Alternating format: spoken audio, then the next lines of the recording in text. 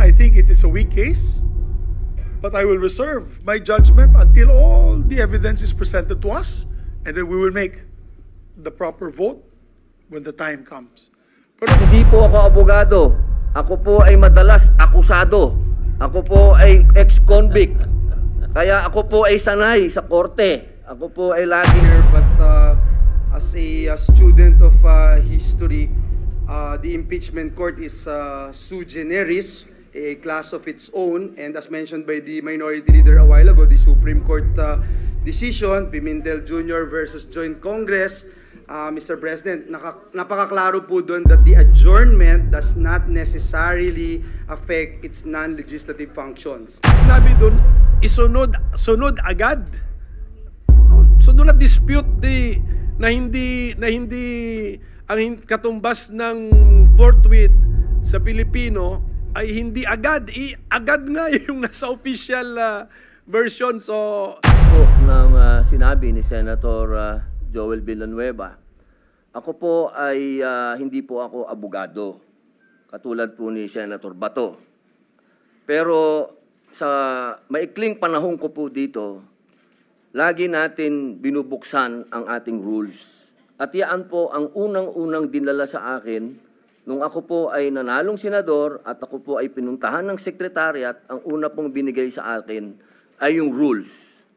Napaka-importante ng rules. Yan po ang unang-una talagang isinaksak sa aking ulo. At bukod po doon, tradisyon.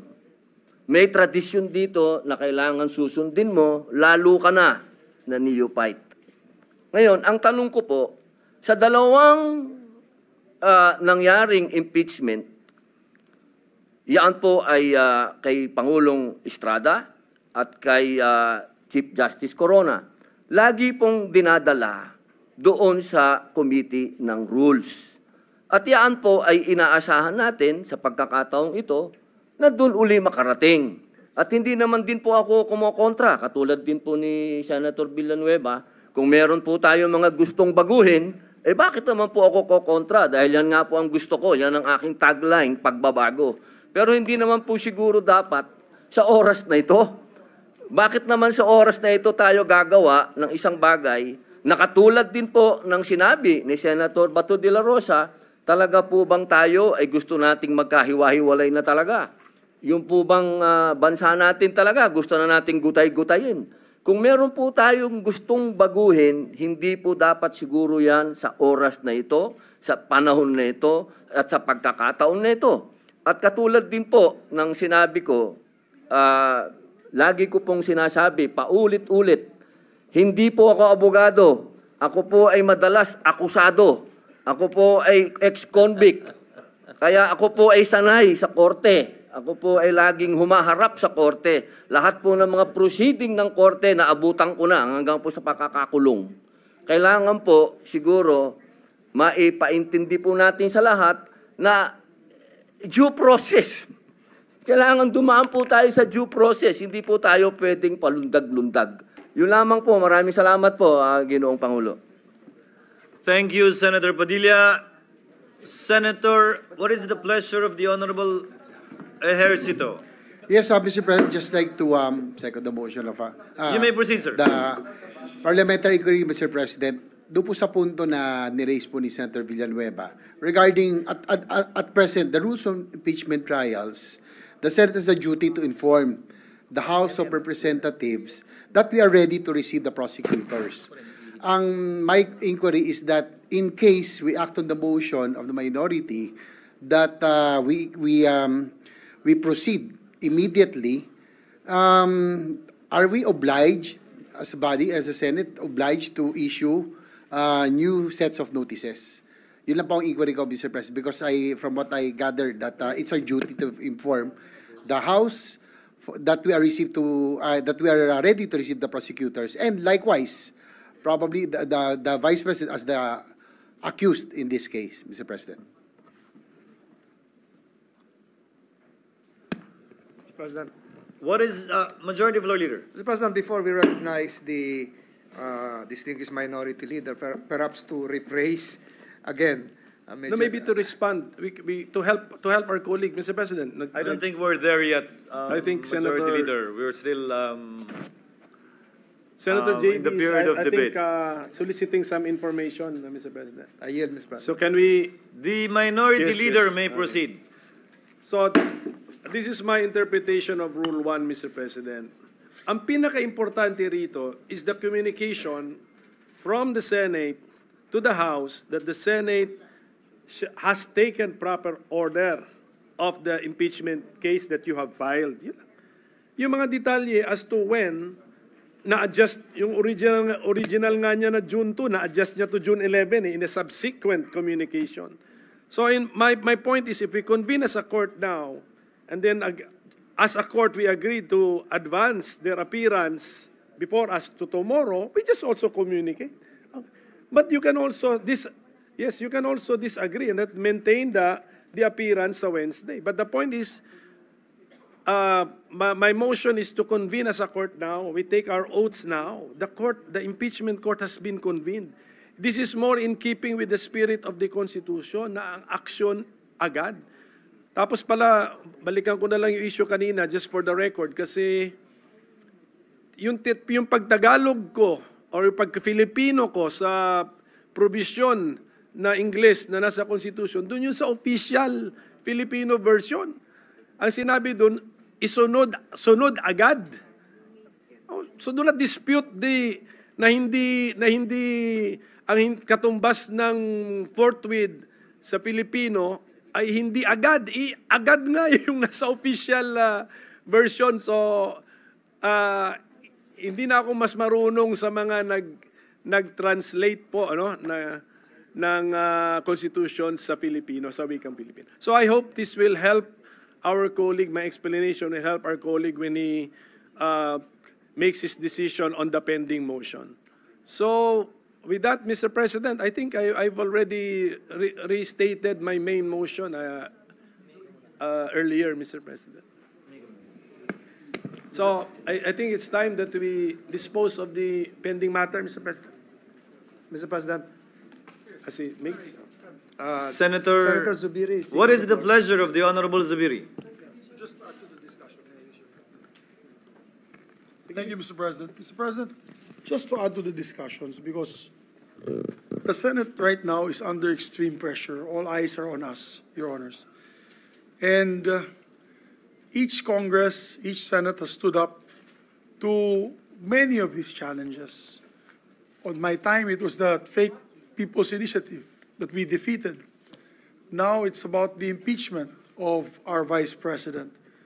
So we must act in accordance to our rules and traditions and precedent. Many sides have been spoken and explained.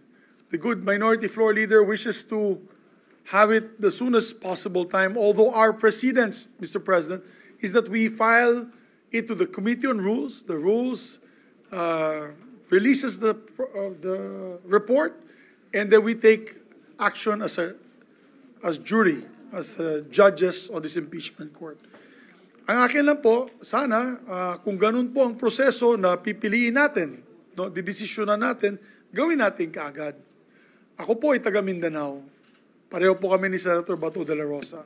Kaya ako hindi naniniwala sa mga survey.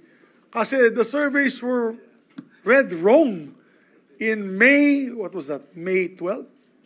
May 12, 2025. All surveys were thrown out the window. And the real story was 7 of the 12 senators were not members of the alliance, so of the national government. So ibig sabihin, may mensahe po silang ipinapadala sa taong, sa lahat, sa buong Pilipinas, na kaming sa tagasulok ng Mindanao at Visayas ay meron din boses pagdating sa halalan. Pero bilang senador, Mr. President, we must do our constitutional mandate with due respect to all those concerned.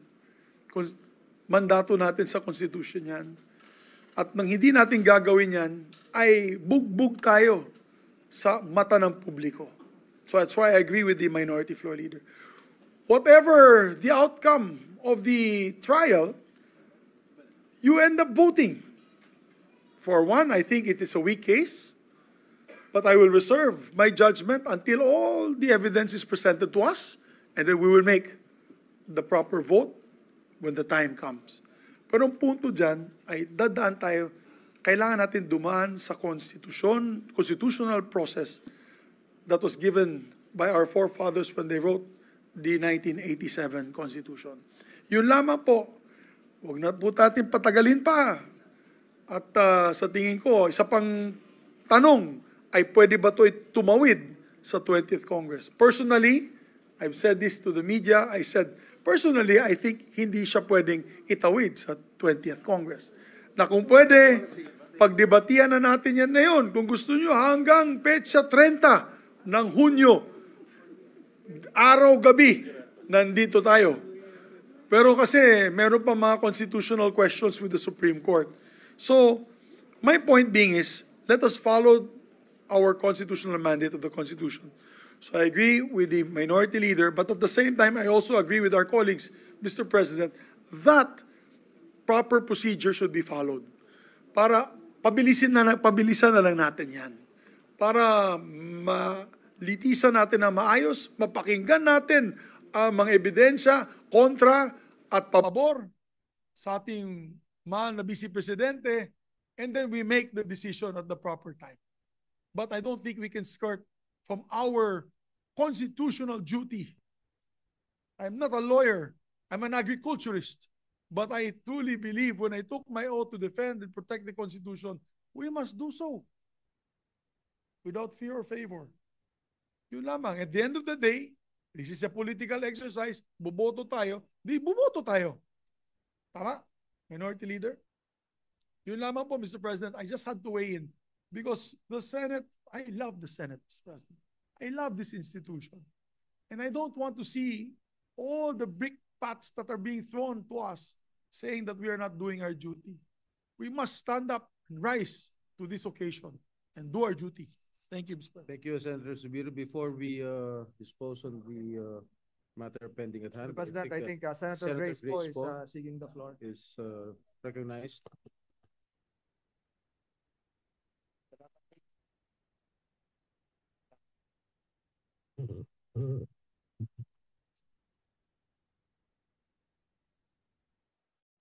Mr. President, it's really, I think, beneficial for all of us to have heard also the opinions and also the research of our colleagues, particularly what was mentioned by both Senator Coco and Senator Risa, na it doesn't really matter what our personal opinions are with regards to the issue.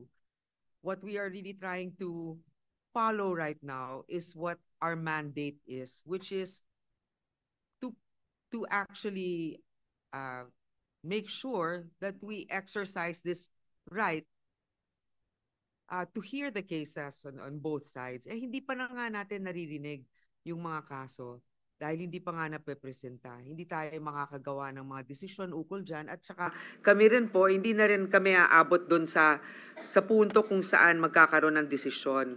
Pero naniniwala ako na ito nga ay ating responsibilidad na dinggin. Ngayon, ang tanong ko lang, kasi sinasabi palagi, no, alam naman natin, abogado si Minority Leader Coco Pimentel, na sinasabi niya, we cannot exactly say that this is the same as the rules of the court, because this is also a political exercise. Meaning, I also agree that it can continue. Kasi nga, di ba yung sa Senate Electoral Tribunal cases na natapos na yung isang Congress, ay patuloy pa rin yung mga kaso dyan. So, pero ang isang tanong ko, ewan ko kung may makakasagot nito, kasi di ba ang official date na matatapos talaga yung 19th Congress is June 30, di ba? So, is there anything in the rules that says that even if we adjourn on the 11th, na pwede pang ipagpatuloy yan kung if the Senate President, for example, makes a motion and then we vote on it? Is this something that can be continued until June 30? Yun lang yung tanong ko. May makakasagot ba niyan? Maybe the minority leader, being a lawyer, can readily answer the question of Senator Grace po. The majority leader is also a lawyer, but Where is the majority nowhere to leader? be found. But, Mr. President, yan po yung atin ang sinasagot noon kasi nag-introduce sila ng konsepto na pagka sine die adjournment, no matter can be taken up. Inayos na natin yan, ang sinabi natin, non-legislative matters can still be taken up. Kaya meron So, mga up- hearing. Yes, up to, no, hindi that, non-legislative na kasi ang hearing, ang committee hearings, legislative pa rin yun. So a non-legislative matter can still be taken up. Pero may hangganan, up to, may hangganan yung kami, for example, na end of term, hanggang 12 noon of June 30 lang kami, 2025, pwede mag-participate sa non-legislative matters because our terms are ending or have ended. No, So- exactly my point. So, you can still participate because it's a political exercise, not necessarily legislative, Yes. hanggang June 30. 12 noon, kami po mag-graduate na, opo. Okay. Paano yung mga hindi mag-graduate? Well, no problem. Tuloy-tuloy. Mr. President. Because at a minute after 12 noon, actually, or a split second after 12 noon, the newly elected senators are joining you. Yung mga hindi gagraduate, they have by force of law joined the remaining 12 senators. So, pwedeng tuloy-tuloy. In my opinion, yes, pwedeng tuloy. Hindi, pero paano ngayon? Kasi 'di ba, mag-a-adjourn tayo sinadye on the 11th, right? So ibig sabihin, wala nang mga hearings din noon kasi legislative matter 'yon. The committee hearings pursuant to bills and resolutions, yes, wala na po. About investigations? Wala na po. Wala na talaga. Wala na. Okay. legislative. So, May I, that's Mr. just a President? clarification I wanted to make kasi minsan pag nagkakaroon tayo ng break, 'di ba? Break tayo pero tuloy pa rin yung mga hearings. Kasi basically that's still a whole term eh. Tuloy-tuloy pa rin yun. So dito, in this case, sinidya tayo, no more legislative matters, but others can be tackled. Yes, there have been Supreme Court cases ruling that the non-legislative function of the Senate continues even after the sine die adjournment of the Senate as a legislative body. Okay, I guess this is something that we need to be, maybe the Mr. majority President, leader can just to clarify. put some meat to what Senator the Joel. minority leader is talking about, I am not a lawyer, but as a student of history, the impeachment court is sui generis, a class of its own, and as mentioned by the minority leader a while ago, the Supreme Court decision, Pimentel Jr. versus Joint Congress, Mr. President, napakaklaro po doon that the adjournment does not necessarily affect its non-legislative functions.